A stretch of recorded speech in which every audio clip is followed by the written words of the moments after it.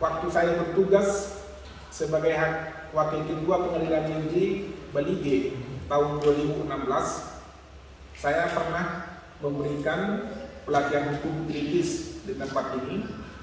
Kalau tidak salah bulan Mei tahun 2016. Dan 5 tahun kemudian saat ini ya saya kembali ke tempat ini. Untuk yang kedua kali ini saya dipercaya, bagi saya ini merupakan suatu kehormatan. Ya, oleh karena itu sekali lagi saya mengucapkan terima kasih untuk KSPM dan hapus dulu dong untuk KSPM. Terima kasih ya. Rekan-rekan semuanya, akan memperkenalkan diri dulu ya. Ini saya Jerman P. Nawaban. Jadi ya Nawaban itu dari Seporong-Porong lah. Kalau sekretaris eksekutif KSPM itu juga orang Seporong-Porong. Suaminya warga Nawaban ya. Kami satu kampung. Tapi bukan karena satu kampung maka saya ada di sini. Keluarga saya, lahir saya ini di Seporong-Porong, Tapanuli Utara, tepatnya di bawah lereng Dolok Timur. Saya diangkat menjadi hakim itu sudah sejak tahun 2002 sampai dengan sekarang, jadi sudah 19 tahun. Istri saya, Rumata Porumanali, asalnya dari Dolok Sanggul. Ya. Kalau ada orang Kuntang di sini satu kampung lah dengan istri saya. Rumahnya tepatnya di belakang rumah sakit itu. Ya. Kemudian anak kami ada 2. Yang pertama Tiffany Saulina, saat ini semester 6 di Institut Teknologi Bandung di Kota Bandung, jurusan Teknik Elektro. Yang kedua Kevin Jagar Eliezer, baru kemarin dia merayakan ulang tahunnya yang ke-18. Saat ini sudah mau masuk ke perguruan tinggi. Itu perkenalan singkat dari kami, rekan-rekan. Jadi kita asli satu berasal dari masyarakat yang sama, dari desa, ya, dari dusun, sehingga saya bisa menjadi hakim. Jadi akan menjadi orang akan dilengkapi lagi sekolah, kena lagi kuliah, ya mudah-mudahan nanti menjadi hakim, ya, bisa menjadi jaksa atau menjadi polisi atau menjadi aparat penegak hukum. Itulah kira-kira perkenalan singkat dari saya. Saya hari ini diminta untuk menyampaikan tentang hukum pidana dan hukum acara pidana. Yang pertama dulu kita harus sepakat sebagaimana yang dituangkan dalam Undang-Undang Dasar 45 bahwa negara kita adalah negara hukum, bersendirian di atas hukum. Jadi artinya apa? Hukumlah yang menjadi panglima di negara kita. Bukan kekuasaan, bukan harta, ya, tetapi hukum itu menjadi panglima. Maka ada istilah yang disebut dengan supremasi hukum. Hukum ditempatkan menjadi panglima di atas segalanya. Kemudian hukum itu ada banyak sebenarnya. Ada hukum pidana, ada hukum perdata, ada hukum tata usaha negara, ada juga hukum militer. Tapi hari ini saya akan batasi berbicara tentang hukum pidana. Dan hukum pidana ini juga terbagi 2. Hukum pidana materil dan hukum pidana formil. Hukum pidana materil ini berbicara tentang substansi hukum, ya. Berbicara tentang perbuatan-perbuatan yang dilarang bisa dihukum dengan ancaman pidana. Sedangkan hukum formil berbicara tentang hukum acara, bagaimana mempertahankan hukum pidana ini, bagaimana tata caranya dilaksanakan sehingga seseorang bisa dijatuhi pidana. Fungsi hukum pidana itu sendiri ada 2. Yang pertama fungsi umum dan fungsi khusus. Fungsi umum itu adalah mengatur kehidupan bermasyarakat atau menyelenggarakan tata dalam masyarakat, keteraturan di tengah-tengah masyarakat. Itulah fungsinya. Sedangkan fungsi khususnya itu untuk melindungi kepentingan hukum terhadap perbuatan yang hendak memperkosanya dengan sanksi dan perbuatan pidana yang sifatnya lebih tajam jika dibandingkan dengan cabang-cabang hukum lainnya. Skema unsur delik terdiri dari unsur subjektif dan unsur objektif. Unsur subjektif ini artinya apa? Terbagi 2 juga, kesengajaan dan kealpaan. Kealpaan ini artinya kelalaian. Jadi kesengajaan itu ada beberapa juga bagian oleh para teori hukum, pakar hukum membagi kepada kesengajaan sebagai maksud menginginkan tindak pidana itu terjadi. Misalnya melakukan pembunuhan, dia menghendaki supaya si korban meninggal dunia. Itu maksudnya, ya. Kesengajaan dengan keinsafan secara pasti. Contohnya misalnya memberikan makanan yang sudah kadaluarsa misalnya atau apa gitu ya, sehingga seseorang itu menjadi sakit. Artinya apa? Dia bisa menduga dengan memberikan makanan yang sudah tidak sehat, maka orang itu akan sakit. Kemudian kesengajaan dengan keinsafan akan kemungkinan. Artinya apa? Ketika dia melakukan itu, maka kemungkinan si korban akan seperti ini. Jadi dia harus bisa memprediksi. Jadi itulah yang digolongkan di dalam kesengajaan ini. Kemudian ada juga kealpaan. Kealpaan ini artinya tidak hati-hati ataupun lalai. Contoh, mengendarai mobil dengan kecepatan yang sangat tinggi di tempat penduduk yang ramai penduduknya, atau mengendarai dengan cara mendahului padahal lalu lintas sedang ramai. Artinya apa? Ketika dia menabrak pejalan kaki, dia harusnya perbuatan itu bisa dikategorikan sebagai kelalaian, kealpaan, kurang hati-hati, maka itu juga dipidana. Sedangkan perbuatan objektifnya adalah perbuatan manusia, ya, perbuatan aktif atau positif, dan perbuatan pasif. Perbuatan aktif ini artinya melakukan itu secara langsung. Misalnya dia meninju wajah orang, dia aktif gitu. Sedangkan perbuatan pasif ini atau negatif ini artinya membiarkan. Misalnya Anda sedang ada di pinggir Danau Toba, kemudian ada anak yang tenggelam, Anda tidak menolong, maka Anda bisa dipidana. Jadi ketika ada orang tenggelam di situ, maka Anda harus berusaha untuk menolongnya, jangan dibiarkan. Jadi pembiaran itu adalah bagian dari tindak pidana juga. Kemudian di sini juga tadi unsur objektifnya ada perbuatan manusia dan ada akibatnya dan ada sifat melawan hukumnya dan dengan yang menyertainya. Ya. Itu rekan-rekan. Sedangkan apa itu delik? Delik itu merupakan perbuatan yang dilarang oleh hukum pidana. Tidak boleh dilakukan. Kalau itu dilakukan, maka itu akan ada sanksinya, ada hukumannya. Untuk menentukan suatu perbuatan pidana, maka harus ditentukan dengan tegas di dalam KUH pidana. Artinya apa? Suatu perbuatan bisa dihukum, harus terlebih dahulu ada hukum yang mengaturnya. Jadi kalau tidak ada hukum yang mengaturnya, maka perbuatan itu tidak bisa dihukum. Ya contoh, mohon maaf, misalnya ada anak muda yang sudah dewasa dengan perempuan yang sudah dewasa. Mereka pacaran, melakukan perbuatan selayaknya suami istri. Ya, itu tidak bisa dihukum menurut hukum pidana seperti ini. Kecuali ketika itu dilakukan kepada anak, maka itu dihukum. Mengapa? Karena ada undang-undang perlindungan anak. Tetapi ketika orang melakukan hubungan suami istri yang belum terikat perkawinan, hukum pidana tidak sampai menjerat ke situ. Tapi ada sanksi sosial, ada sanksi agama, karena sanksi ini juga saling keterkaitan. Ada norma-norma yang dilanggar, ada norma adat istiadat, sehingga dia bisa dihukum secara adat. Tapi secara hukum pidana kan belum tentu. Mengapa? Karena belum diatur. Sementara dalam rencana kitab undang-undang hukum pidana yang baru, hal demikian sudah akan diatur ke depan.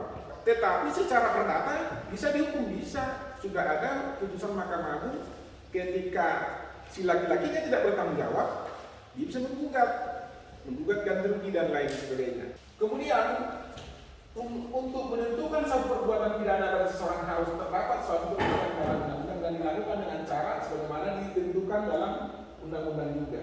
Misalnya pencurian, mengambil barang sebagian atau seluruhnya milik orang lain dengan maksud untuk dimiliki dan dilakukan secara melawan hukum. Kalau Anda meminjam sepeda motor saya, itu tidak bisa disebut dengan pencurian. Udah ambil dari situ, kuncinya di belakang atau di atas almari, ambil saja, bawa gitu. Itu bukan pencurian karena ada izin, artinya tidak melawan hukum. Jadi kalau istri saya melaporkan, Oh itu kan saya sudah minta izin sama Pak Nawan, maka saya harus dilaporkan, bisa alasannya seperti ini. Kemudian pembunuhan misalnya, terdapat perbuatan berupa merampas jiwa orang lain atau menghilangkan nyawa orang lain. Dan harus ada hubungan kausal, hubungan sebab akibat antara perbuatan dan juga dengan akibat yang dia lakukan itu. Saya melakukan pemukulan, akibatnya si korban menjadi sakit. Jadi si korban bisa melaporkan saya. Tapi ketika si korban melaporkan saya, padahal saya tidak ada memukul dia, orang lain yang memukul dia, itu tidak bisa, kan tidak ada hubungannya. Ya. Kemudian orang yang melakukan perbuatan dilarang dapat dipertanggungjawabkan. Artinya perbuatan itu bisa dipertanggungjawabkan kepadanya. Karena ada orang yang melakukan perbuatan tidak bisa dipertanggungjawabkan. Contoh orang gila, maka jangan dekat-dekat dengan orang gila, jangan lawan orang gila. Kalau Anda melawan orang gila, maka Anda ditinju, maka itu kesalahan Anda, bukan kesalahan orang gilanya. Orang gilanya salah, ya benar, salah. Tapi itu tidak bisa dipertanggungjawabkan karena kecacatan mentalnya. Lagi kita ada alasan yang menghapuskan pidana. Ya, ada alasan pembenar, alasan pemaaf, dan alasan penghapus tuntutan. Ada 3 poin. Alasan pembenar yaitu alasan yang menghapuskan sifat melawan hukumnya. Melawan hukum, tetapi itu dihapuskan, dihilangkan. Contohnya mengenai pembelaan terpaksa. Pernah Anda mendengar di Bekasi kayaknya itu ya, ada seorang perampok berusaha untuk merampok sepeda motornya. Ada beberapa orang itu, kemudian yang pemilik sepeda motor ini mengambil batu, dipukulkan kepada si pelaku, maka si pelaku meninggal dunia. Masuk nggak itu kategori pembunuhan atau penganiayaan? Masuk sebenarnya. Tetapi itu pembelaan terpaksa. Daripada motor saya diambil, saya pukul dia, ya kebetulan dia mati. Tetapi hakim juga akan melihat apakah wajar perbuatan yang dilakukan untuk membela diri ini. Tidak serta-merta itu ya. Kemudian mengenai melaksanakan ketentuan, tentara atau polisi menembak penjahat, penjahatnya pakai pistol, polisinya pakai pistol. Ketika polisi mengatakan berhenti, ya si penjahat itu berusaha menembak polisi. Kemudian daripada aku mati, ku tembak dulu, kata polisi. Mati itu si korban. Perbuatannya salah enggak? Ya salah. Membunuh orang tanpa melalui putusan pengadilan. Tetapi dibenarkan enggak? Dibenarkan. Mengapa? Karena nyawanya juga terancam. Daripada dia mati, dia untuk alasan penegakan hukum, dia tembak itu orang. Kemudian melaksanakan perintah atasan, tentara misalnya. Tapi karena perintah atasan, maka yang menembak itu tidak dipidana. Kemudian ada daya paksa atau overmah, keadaan terpaksa. Datang perampok ke rumah, berusaha memperkosa istri atau anaknya, kemudian diambil solang di pintu, dipukul. Apa namanya? Solang pintu. Anu berarti? Sobrak. Yat muni melapak. Lakna itu dizilawi. Ya sudah, daripada diperkosa istri saya atau anak saya, itu kehormatan saya dilakukan. Berarti ini terpaksa. Ya. Alasan pemaaf yaitu alasan menghapuskan kesalahan terdakwa. Perbuatan dilakukan oleh terdakwa tetap bersifat melawan hukum sebenarnya. Jadi tetap merupakan perbuatan pidana, tetapi dia tidak dipidana karena tidak ada kesalahan. Ya, mengenai pembelaan yang melampaui batas. Ada pembelaan yang melampaui batas. Misalnya ada orang yang mengejar saya. Dia mengejar saya pakai batu, ya. Tapi saya bacok dia dengan pakai pisau. Ya, sebenarnya kan tetap dipidana, tidak boleh ya kalau dia kejar saya pakai batu. Harusnya saya mempertahankan diri pakai batu juga ya, batu yang sama. Tidak boleh berlebihan. Penuntutan pidana tentang perintah jabatan atau dan mengenai daya paksa ataupun overmah. Jadi ini hakim yang akan melihat sejauh mana alasan pemaaf untuk dia, apakah bisa dimaafkan perbuatannya itu. Kemudian alasan menghapus penuntutan dikarenakan pemerintah menganggap bahwa dasar integritas kegunaan atau pemanfaatannya kepada masyarakat sebaiknya tidak diadakan penuntutan. Contoh kemarin di tempat saya di Pematang Siantar, itu ada orang yang memandikan jenazah karena COVID-19.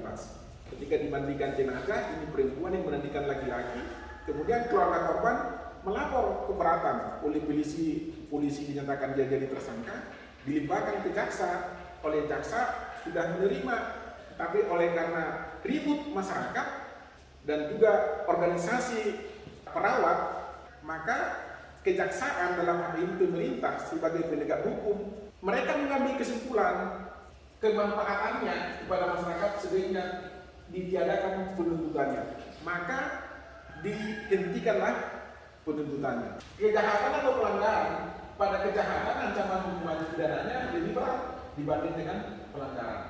Ancaman pidana yang dapat dikenakan kepada kejahatan ada pidana pokok, pidana mati, penjara, pidana kurungan, dan pidana denda. Masyarakat awam juga harus mengerti supaya tahu apa menjadi hak dan kewajibannya selaku warga masyarakat. Untuk pidana tambahan juga pencabutan hak tertentu, misalnya mengendarai motor secara ugal-ugalan, minum gula dia, nabrak orang. Hakim bisa mencabut haknya untuk tidak mengendarai, SIM-nya dicabut, katakanlah selama 2 tahun. Atau pejabat yang korupsi, selain dia dipidana penjara, dijatuhi pidana denda juga, ada tambahan, tidak bisa mempunyai hak politik untuk jangka waktu bla bla bla. Artinya setelah keluar penjara tidak bisa mengajukan diri duduk menjadi calon legislatif ataupun calon bupati, wali kota ataupun gubernur. Kemudian perampasan barang-barang tertentu, ya, barang bukti, pengumuman keputusan hakim. Jadi ada istilah pengumuman keputusan hakim supaya diketahui oleh khalayak ramai. Untuk masing-masing perbuatan ditetapkan sendiri pidana sedikitnya. Jadi ada ancaman maksimal. Misalnya untuk penganiayaan biasa, ancamannya 2 tahun 8 bulan. Ya. Untuk penganiayaan luka berat, penganiayaan yang mengakibatkan mati, untuk ancaman melakukan pembunuhan misalnya 15 tahun, untuk ancaman pembunuhan berencana misalnya 20 tahun atau hukuman mati dan seterusnya. Jadi ada maksimalnya. Mengapa ada maksimalnya? Supaya hakim tidak bisa membuat hukuman yang lebih tinggi, tapi bisa lebih rendah dari situ. Dan untuk beberapa tindak pidana tertentu ada juga ancaman minimalnya, tidak bisa melebihi itu. Misalnya undang-undang perlindungan anak tidak bisa di bawah 5 tahun kalau itu melakukan pencabulan terhadap anak. Ke atas bisa, tapi maksimalnya juga 15 tahun, tidak bisa lewat dari situ. Ya. Lanjut, perbedaan pidana penjara dengan kurungan. Ya. Kalau pidana penjara tadi yang lebih berat, sedangkan kurungan biasanya hukumannya lebih ringan. Dia kenakan dalam layar tempat tinggal terhukum, orang yang diberi hukuman dengan gaya sendiri sekedar untuk meringankan penderitaannya menurut peraturan dan tertib dan lain. Pidana bersyarat. Pidana bersyarat ini suatu pidana dijatuhkan kepada seseorang oleh keputusan hakim, tetapi digantungkan, pelaksanaannya digantungkan kepada syarat tertentu. Contoh misalnya, si terdakwa dijatuhi pidana 6 bulan penjara dengan ketentuan bahwa pidana tersebut tidak perlu dijalani, namanya hukuman percobaan, selama masa tenggang waktu 1 tahun apabila terdakwa tidak melakukan tindak pidana lain. Maksudnya dijatuhi pidana 6 bulan dengan syarat 1 tahun kalau dia tidak melakukan satu tindak pidana lain. Jadi kalau dalam 1 tahun itu dia melakukan satu tindak pidana lain, maka hakim yang kemudian bisa memutuskan untuk pidana terdahulu dijalani.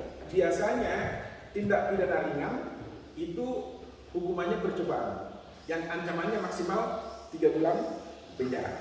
Kemudian terhadap perbuatan pidana yang dilakukan oleh anak-anak, memerintahkan anak bersalah akan dikembalikan kepada orang tua dan seterusnya. Jadi anak itu biasanya sebisanya tidak dimasukkan ke dalam penjara, tidak dihukum. Pemidanaan terhadap anak itu adalah upaya terakhir, ultimum remedium. Mengapa jalan terakhir? Karena sebaiknya anak tidak perlu dipenjara, karena kalau dia dipenjara maka secara psikis dia akan tertekan. Penghukuman kepada anak justru akan merusak masa depannya. Maka jangan heran kalau Anda melihat seseorang anak melakukan tindak pidana, hukumannya sangat ringan. Bisa dikembalikan ke orang tuanya, bisa dia dijatuhi tindakan, melakukan kerja dinas sosial, dan mungkin dilakukan pembinaan khusus di lembaga pembinaan pemasyarakatan anak. Ini aturan pidana terkait dengan pertanahan dengan maksud untuk menguntungkan diri sendiri. Ini yang sering terjadi Bapak Ibu, yang sering dihadapi oleh masyarakat.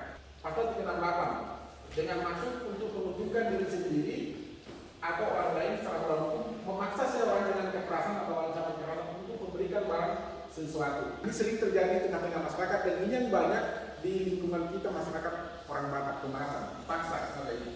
Pasal 335 juga pengancaman, ya, secara melawan hukum, memaksa orang lain untuk melakukan atau tidak melakukan memberikan dengan kekerasan, baik terhadap orang itu maupun terhadap orang lain. Kemudian pasal 338 dengan maksud menguntungkan diri sendiri atau orang lain melawan hukum, memakai nama palsu, martabat palsu dengan tipu muslihat. Ini penipuan Bapak Ibu.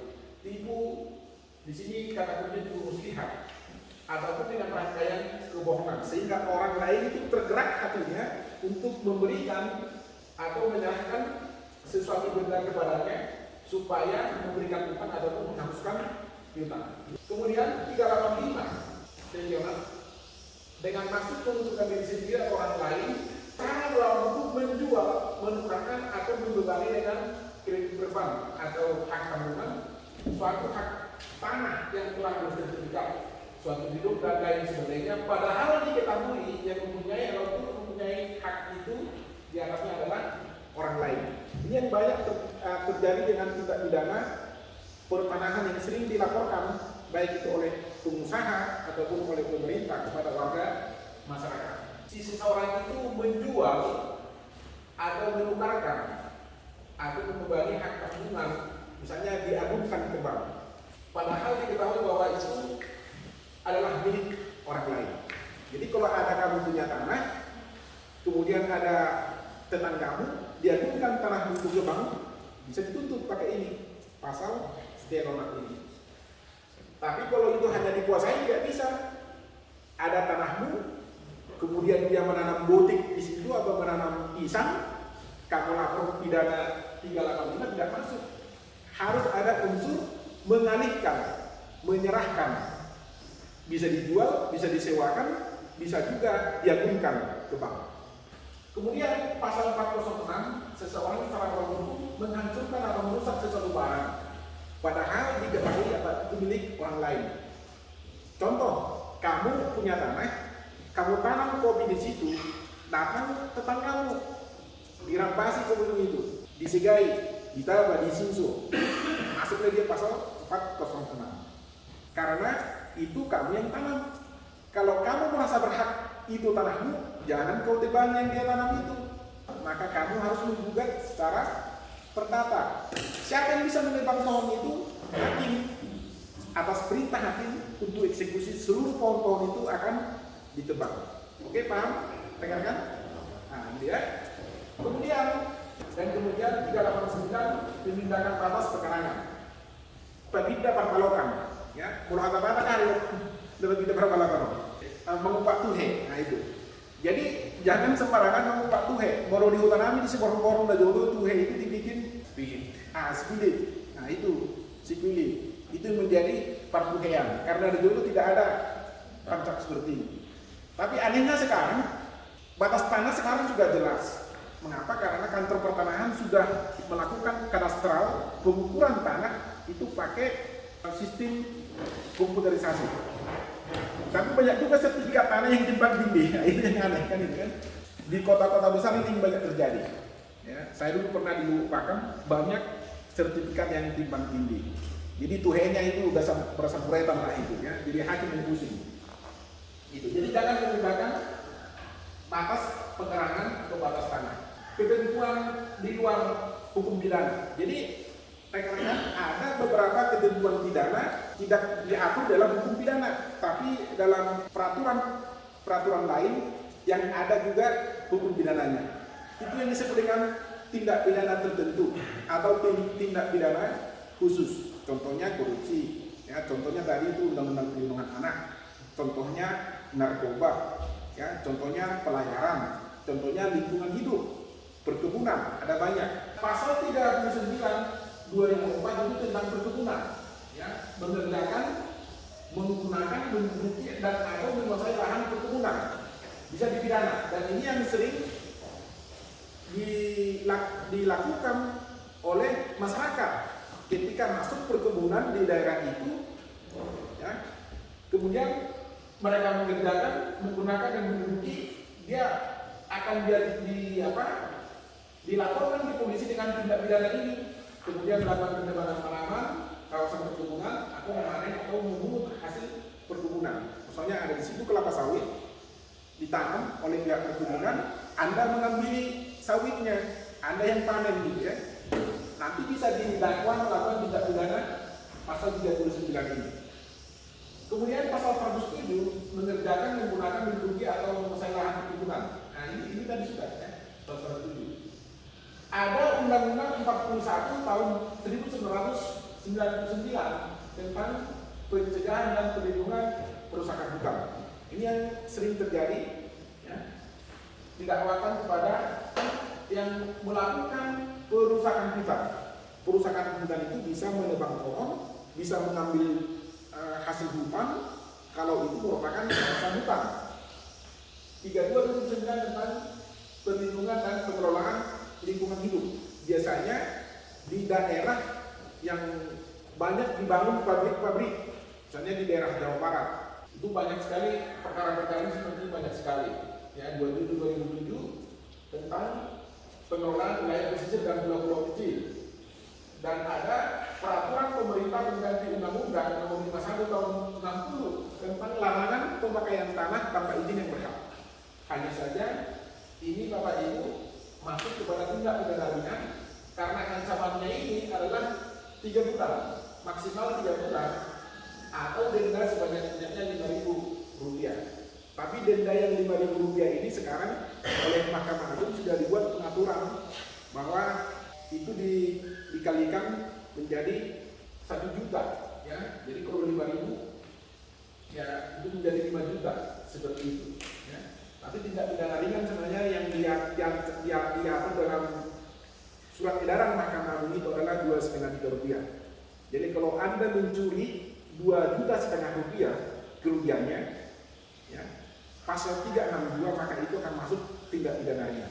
Mencuri sawit misalnya hanya 1 janjang atau 2 janjang itu masuk tindak pidana ringan. Jadi tidak bisa ditahan. Pasal 6 Undang-Undang 51 tahun 60 dipidana dengan hukuman maksimal 3 bulan atau denda Rp5.000 barang siapa memakai tanah tanpa izin yang berhak atau kuasanya yang sah.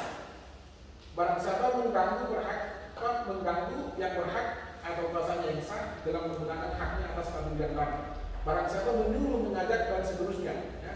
Barang siapa memberi bantuan dengan cara juga untuk melakukan satu perbuatan tersebut sebagaimana dalam pasal 2. Jadi peraturan pemerintah pengganti Undang-Undang 51 tahun 1960 ini adalah tindak pidana ringan.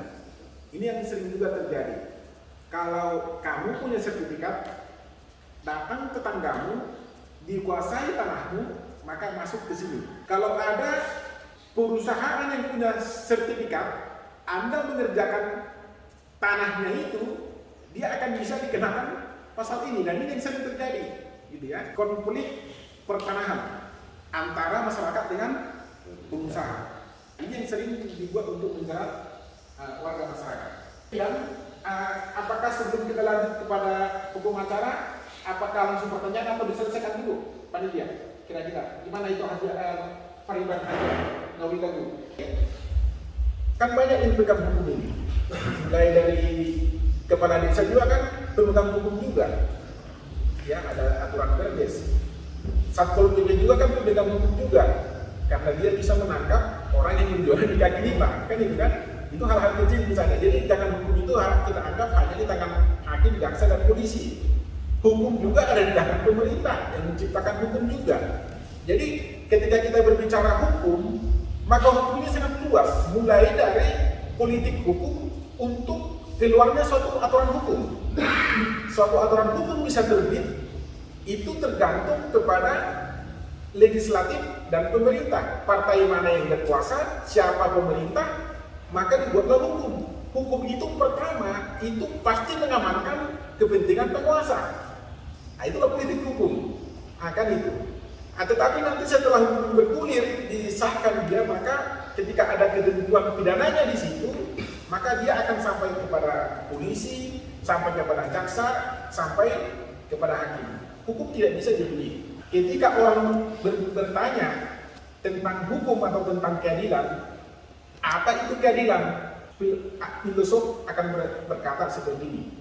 Keadilan ini adalah seperti, mohon maaf, orang buta sejak kecil mengenali seekor gajah. Ketika ditanya kepada si A, orang buta yang pertama, ada 3 ini misalnya orang buta, ditanya yang pertama, gajah itu seperti apa? Kemudian dia meraba, yang dia pegang adalah kakinya. Maka dia berkata, Pak, hukum atau keadilan itu bagaikan tiang, keras dia. Kata si A. Kata si B, kebetulan dia pegang adalah kupingnya. Maka dia berkata, wah, keadilan itu bagaikan anduri, kan bagaikan kipas, ya, yang pas-pas ini ada angin-anginnya. Itu kata si B. Kemudian ditanya si C, kemudian dia pegang belalainya. Wah, hukum itu bagaikan ular, katanya, membelalai dia, gitu kan, lembut dia, lemah gemulai. A, B, C. Itulah pendapat mereka berbeda tentang hukum dan keadilan. Apakah salah? Tidak. Ya, apakah benar? Ya benar. Bisa 3-3-nya, bisa salah satunya. Kira-kira demikian. Jadi ketika kita memandang hukum, kira-kira seperti itu.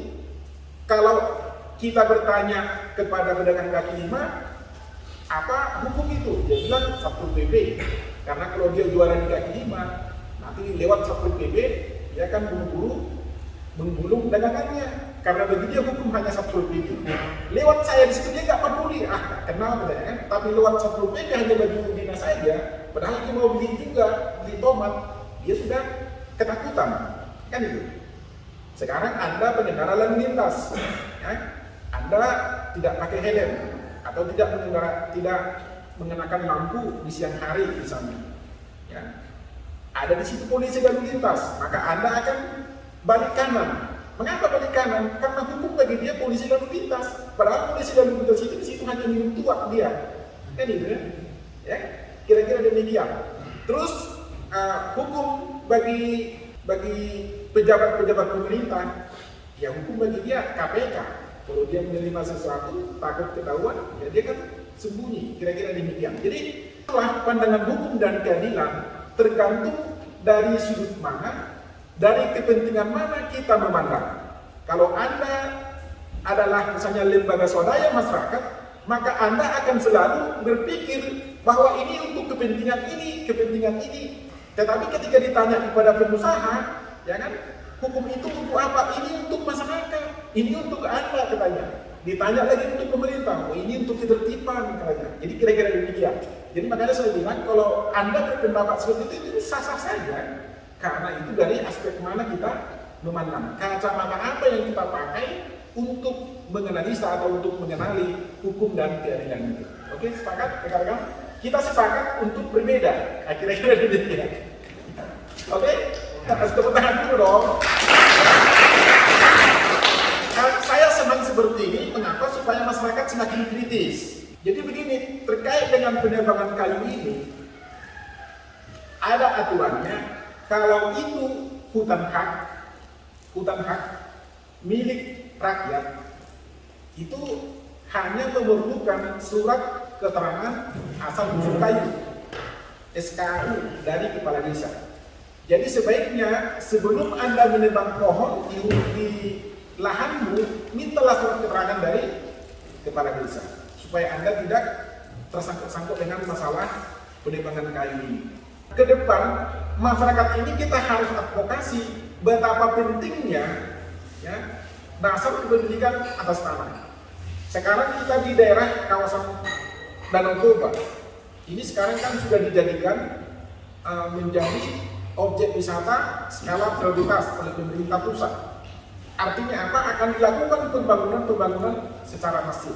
Maka dari itu saya menyarankan kepada semua kita untuk kita semua berusaha mengurus pendaftaran tanah, mendaftarkan tanah-tanah kita ini kepada pemerintah. Dimulai dari surat keterangan dari kepala desa, ya, didaftarkanlah itu ke kantor pertanahan. paling tidak supaya ada alas hak ataupun pegangan kita.